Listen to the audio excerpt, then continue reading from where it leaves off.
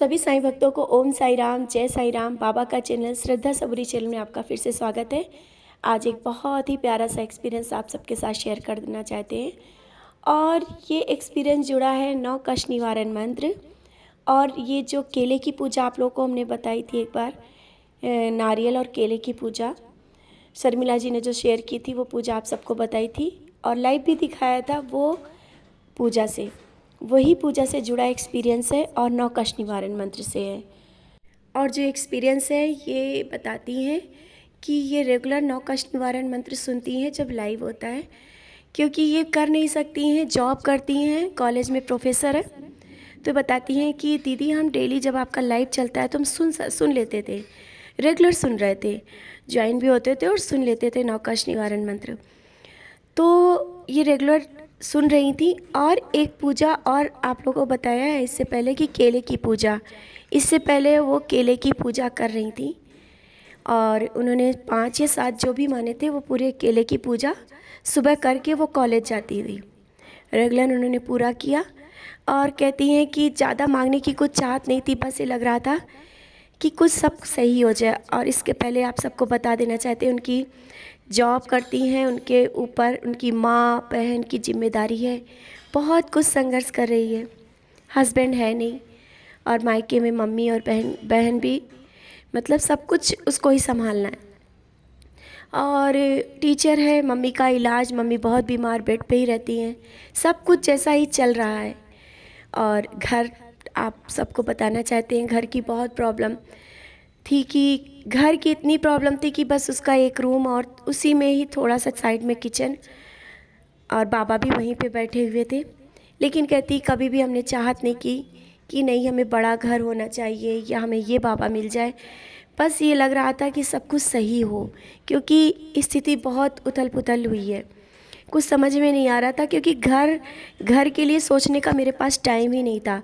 पहले तो घर चल जाए वही बहुत बड़ी चीज़ है, इलाज हो जाए, बहन का खर्चा, मेरा मतलब सब चीज़ें सही हो जाएं, यही बहुत है। ये सब उसकी लाइफ में चलता रहा और वो बोल रही है कि हम बराबर ये हमने पूजा कंप्लीट करी और 9 कष्ट निवारण मंत्र रेगुलर ही कर रहे हैं।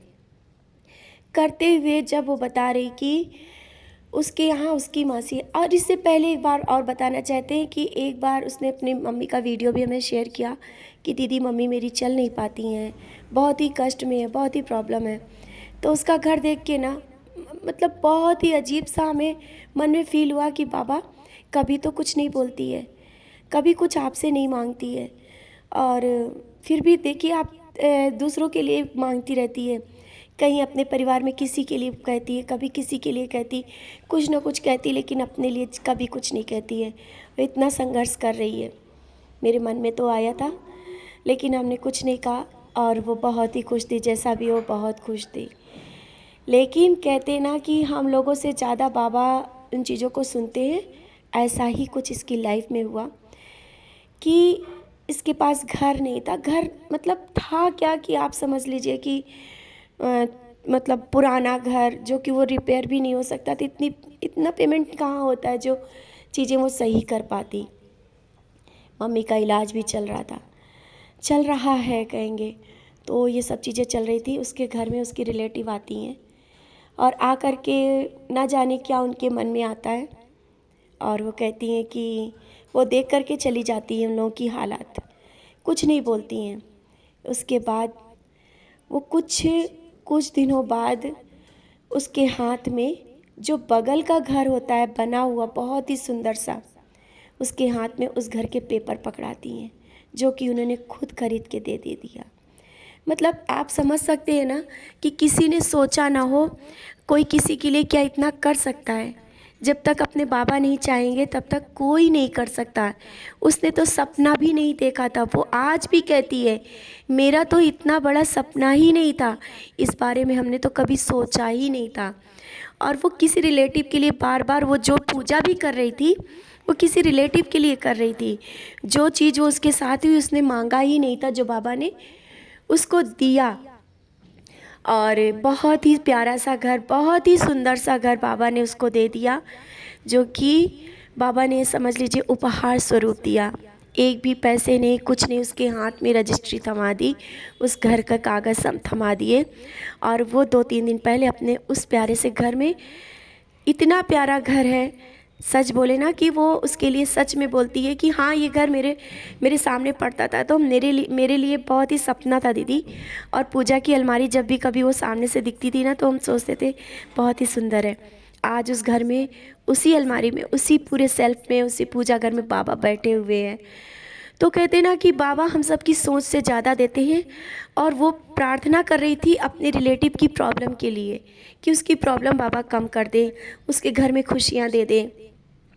और बोल रही है ये पूजा, जो केले की पूजा भी की थी, हमने अपने लिए नहीं की थी, ये की थी किसी और के लिए। लेकिन उसी पल मेरे घर किस रिलेटिव का आना हुआ, उसकी मासी आई, और आ करके किस तरह से क्या चीज़ें हुई हम खुद नहीं समझ पाए। मेरे जीवन में बदलाव कहाँ से आया। और मम्मी भी थोड़ा थोड़ा ठीक होने लगी हैं, और उन लोगों ने घर में शिफ्ट कर लिया है। कहते ना बाबा बिन मांगे सब कुछ देते। एक बार भाव से बाबा से जुड़ के देखो, और उसकी भक्ति सच में बोले ना कि भक्ति अटूट है। इतनी परेशानियों में कभी वो घबराती नहीं है, कभी टूटती नहीं है, और बहुत ही विश्वास के साथ जुड़ी रहती, क्योंकि वो बहुत संघर्ष कर रही है। अकेले घर को संभालना, और सब मम्मी को देखना पूरा, और हस्बैंड भी कम एज में ही चले जाना, सब कुछ बहुत अच्छे से मैनेज करके आज वो आगे बढ़ रही है। तो बाबा भी देखते हैं अपने साहसी बच्चों को, और कभी साथ नहीं छोड़ते हैं।